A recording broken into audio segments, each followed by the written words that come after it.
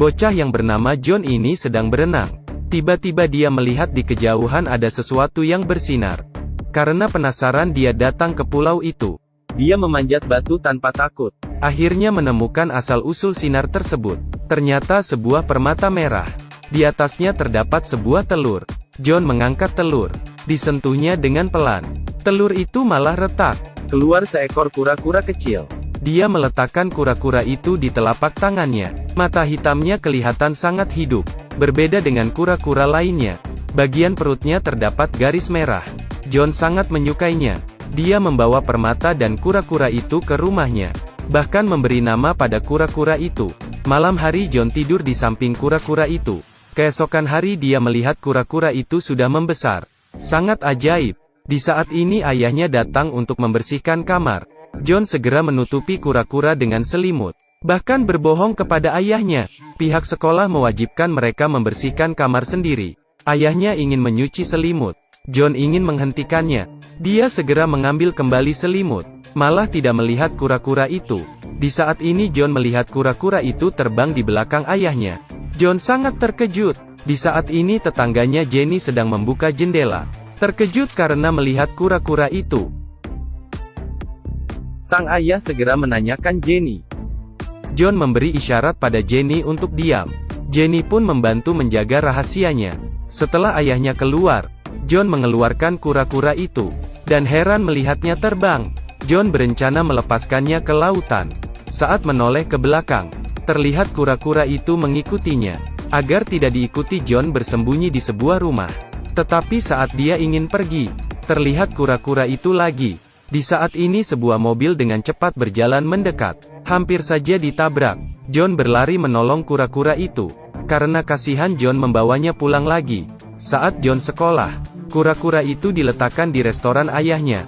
Tiba-tiba sebuah pisau terjatuh. Karena terkejut dia menghembuskan api. Saat sang ayah melihat pisau itu sudah gosong, John memberitahu temannya bahwa dia memelihara seekor kura-kura yang dapat terbang.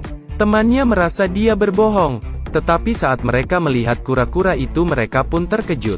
Semuanya ingin menjadi sahabatnya. Jenny memeriksa dari berbagai data. Kura-kura yang dapat terbang dan menghembuskan api itu bernama Carmela. Ceritanya dimulai dari musibah 30 tahun lalu. 3 monster sedang menyerang manusia. Di saat semuanya mulai putus asa, seekor kura-kura yang dapat menghembuskan api muncul, yaitu Carmela yang legendaris. Dia bertarung dengan monster. Carmela diserang hingga kalah. Di saat dia hampir mati, dia meledakkan kekuatannya sendiri, demi mati bersama musuhnya. Karena pengorbanannya manusia dapat hidup damai. John tidak percaya mendengar cerita Jenny. Kura-kura yang kecil ini mana mungkin adalah Carmela. Tak menyangka malam itu kura-kura itu bertumbuh hingga 1 meter.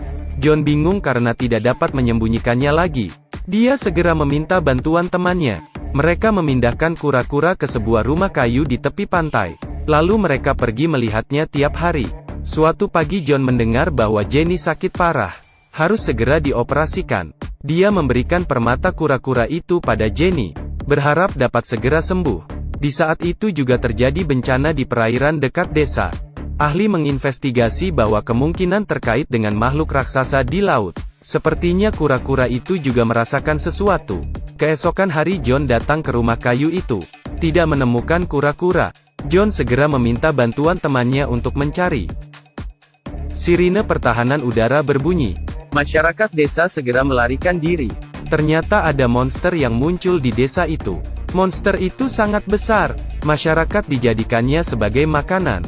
Di saat ini seekor kura-kura raksasa muncul, langsung menggigit kaki monster itu. Tetapi malah dilempar hingga jauh. Melihat ini John pun percaya kura-kura itu adalah Carmela. Kura-kura itu bertarung dengan monster. Meskipun dia sudah bertumbuh sangat besar, tetapi tetap tidak dapat melawan monster raksasa. Dia dilempar jauh oleh ekor monster itu. Kura-kura itu jatuh ke jembatan. Monster itu naik ke atas dan ingin menusuk kura-kura dengan lidahnya yang tajam. Kura-kura itu mengambil kesempatan. Dipegangnya lidah monster itu, lalu menghembuskan api ke dalam mulut monster. Monster itu pun mati dan terjatuh ke dalam lautan. Dan kura-kura itu juga pingsan di jembatan karena kelelahan. Di saat ini pihak tentara langsung menutupi jalan. bahkan mengikat kura-kura itu ke laboratorium. Mereka menyuntikkan obat agar kura-kura itu dapat besar dalam waktu singkat, berharap dia cepat besar dan membantu menghadapi bahaya. Jenny juga selesai operasi dalam perlindungan permata itu. Monster besar datang menyerang lagi. Monster yang mirip dengan Godzilla sedang menyerang kota itu. Banyak tempat dan bangunan yang dihancurkan olehnya. Manusia melarikan diri. Laboratorium tempat kura-kura berada juga dirusaknya. Ketika monster itu mengamuk, kura-kura muncul menghadapinya, bahkan mendorongnya hingga jatuh. Tetapi kura-kura ini masih lemah. Dia pun dijatuhkan hingga ke bawah. Karena semangat yang diberikan John, kura-kura itu berdiri lagi untuk bertarung. Di saat ini John sadar bahwa kura-kura itu memerlukan kekuatan permata. Untuk memiliki kekuatan yang maksimal, John segera berlari ke rumah sakit bersama temannya. Di saat ini sudah tidak ada orang di rumah sakit. Jenny memegang permata, sambil melihat kura-kura yang diserang dari jauh. Dia tidak sabar lagi. Dilepaskannya selang dan ingin menolong kura-kura, tetapi malah dihentikan oleh pihak rumah sakit. Seorang gadis kecil mengerti maksudnya. Dia mengambil permata dan berlari menuju kura-kura. Tubuhnya yang kecil sangat sulit baginya berlari dalam kerumunan. Dia tersangkut di tengah jalan. Di saat ini seorang bocah muncul.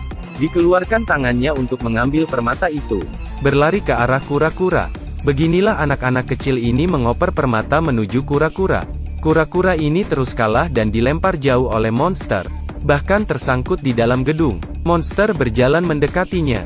Permata itu juga sudah dioper ke tangan John. Ayahnya juga ingin membantunya menyelamatkan kura-kura. Tanpa takut mereka memanjat gedung. Monster itu sudah memanjat hingga depan kura-kura. Dikeluarkan lidahnya untuk menusuk perut kura-kura. Kura-kura itu berteriak kesakitan. Monster memanjat hingga ke atasnya, dan memukul ekor kura-kura. Hampir saja terjatuh. John melemparkan permata itu ke dalam mulut kura-kura tetapi juga terjatuh. Setelah asap menghilang, kura-kura itu muncul lagi. Dia masih hidup, dan mirip seperti pesawat luar angkasa. Membuat monster itu jatuh dari gedung tinggi. Tetapi monster itu tetap tidak mati. Bahkan menggigit leher kura-kura. Tetapi energi kura-kura meningkat, dengan pola garis yang ada di tubuhnya. Bola api dihembuskan keluar lagi. Monster itu pun meledak dan hancur. Carmela menyelamatkan manusia lagi.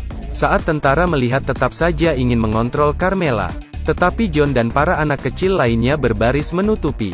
Tidak membiarkan orang lain mendekati kura-kura itu. John menunjuk agar kura-kura itu pergi. Kura-kura itu juga mengerti. Dia berdiri dan terbang menjauh.